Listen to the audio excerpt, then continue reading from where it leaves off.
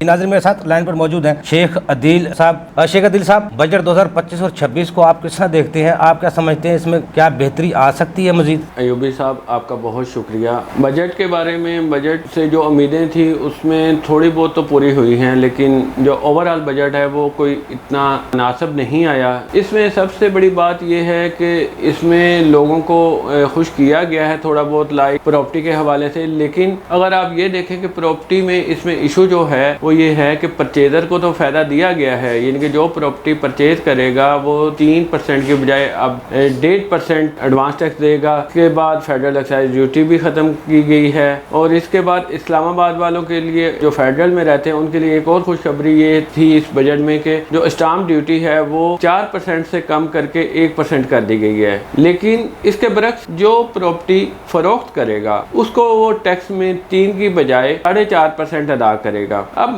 Problem ये है कि जो बंदा प्रॉपर्टी बाय करता है, डेफिनेट बात है वो कोई पुरानी प्रॉपर्टी या जो पहले उसने प्रॉपर्टी ली होती है वो सेल भी करेगा। तो अगर इस तरह होता है कि वो कोई बंदा प्रॉपर्टी सेल करके प्रॉपर्टी बाय करना चाहता है तो उसको तो वो फिर दोबारा 6% ही पे करना पड़ेगा। 4.5% जो पे करना पड़ेगा वो करना पड़ेगा आपको सेल पे, और 1.5% आपको पे करना पड़ेगा परचेज पे। तो इस तरह टोटल मिला के दोनों का तो 6% ही होगा ना सर। मेरे हिसाब से हुकूमत ने बस एक खुश करने के लिए इस तरह कर रहे हैं, तो उसने अपना टारगेट भी पूरा कर लिया और प्रॉपर्टी वालों को खुश भी कर दिया। 1.5% पे ले जा रहे हैं, जबकि अगर वो सेल को 4.5% पे ले जाते हैं और इसको 1.5 पे ले जाते हैं तो वो पूरा 6% ही हासिल करेंगे। लेकिन सिर्फ फ़ायदा किसको होगा? वो होगा जो प्रॉपर्टी परचेज करेगा। दूसरी बात, इसमें एक और बहुत बड़ा स्टेप उठाया है कि अख्तियारात जो हैं सर, उन्होंने जो आपके जितने भी ऑफिसर्स हैं उनको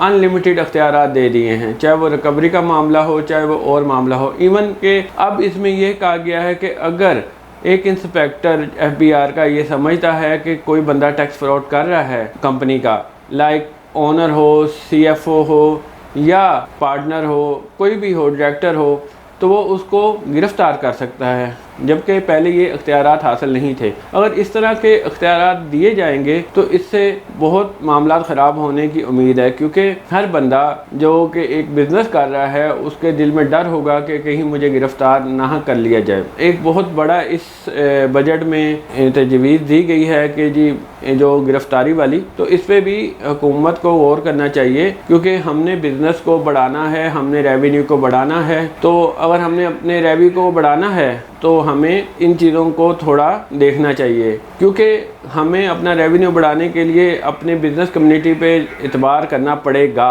अगर हम इस पे एतबार करते हैं या करेंगे तो हमारा रेवेन्यू बढ़ सकता है। बाकी फेक एंड फ्लाइंग इन्वेस्टिस की या टैक्स फ्रॉड की जो करता है वो उसको सज़ा मिलनी चाहिए, मैं इसके हक में हूँ। लेकिन इसको अगर अख्तियारात को अनलिमिटेड कर दिया जाएगा तो वो बहुत प्रॉब्लम होगी और रेवेन्यू मैयत में हमारे काफ़ी कमी आने का खदशा है। बाकी जो बजट का ओवरऑल है, इसमें पहली बार जो छोटी गाड़ियों को फोकस किया गया है, जबकि हमेशा पहले ये होता था कि लग्जरी कार्स को या बड़े आइटम्स को किया जाता था। इस दफ़ा उन्होंने जो लीवी लगाई है वो छोटी गाड़ियों पर भी लगा दी है। और दूसरा ये किया गया है कि जो हम गाड़ियाँ इम्पोर्ट करते हैं तो उस पर पहले 12.5% सेल टैक्स होता था, अब उसको बढ़ा के 18% कर दिया गया है इम्पोर्ट पे। उससे भी गाड़ियाँ महंगी होगी। फिर हमारी जो लीवी है वो 1% से 3% तक गाड़ियों पे लगा दी गई है, उससे भी गाड़ियाँ महंगी हो जाएंगी। बड़ी गाड़ियों का तो कोई इशू नहीं है, जो बंदा 1 करोड़ की गाड़ी खरीद रहा है अगर वो 1 करोड़ 5 की भी खरीद लेता है तो उससे कोई फ़र्क नहीं पड़ता बड़ी गाड़ी वाले को। लेकिन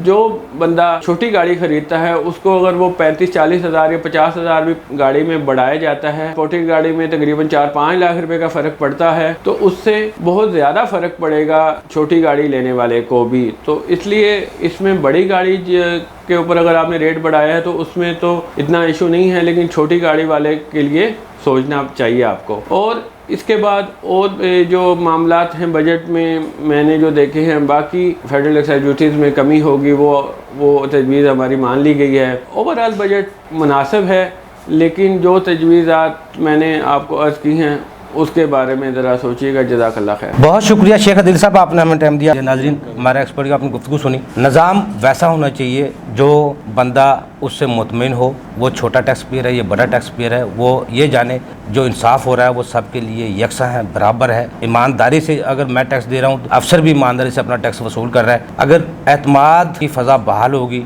तो टैक्स नेट भी बढ़ेगा, टैक्स बेस भी बढ़ेगी। और ये पूरा साल 2025 और 26 का हुकूमत को भी और FBI को भी चाहिए इन्फोर्समेंट का साल इसको रखें, नए लोगों को टैक्स नेट में लाएं, ताकि जो मौजूदा टैक्स पेयर 78 साल से निशाना बन रहे हैं उनको 2 वक्त का या 2 वक्त सांस लेने का मौका मिल सके। अगले प्रोग्राम तक के लिए अफजल को इजाज़त दीजिए। अल्लाह हाफ़िज़। पाकिस्तान जिंदाबाद। देखिए प्रोग्राम टैक्स और अवाम अफजल अयूबी के साथ।